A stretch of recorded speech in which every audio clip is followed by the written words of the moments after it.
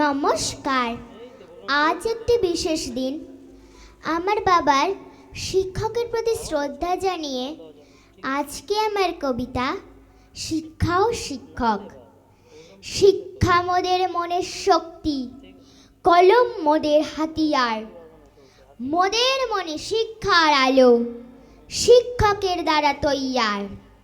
শিক্ষার আলো পেয়ে মোরা হয়েছি বড় ভাগ্যবান।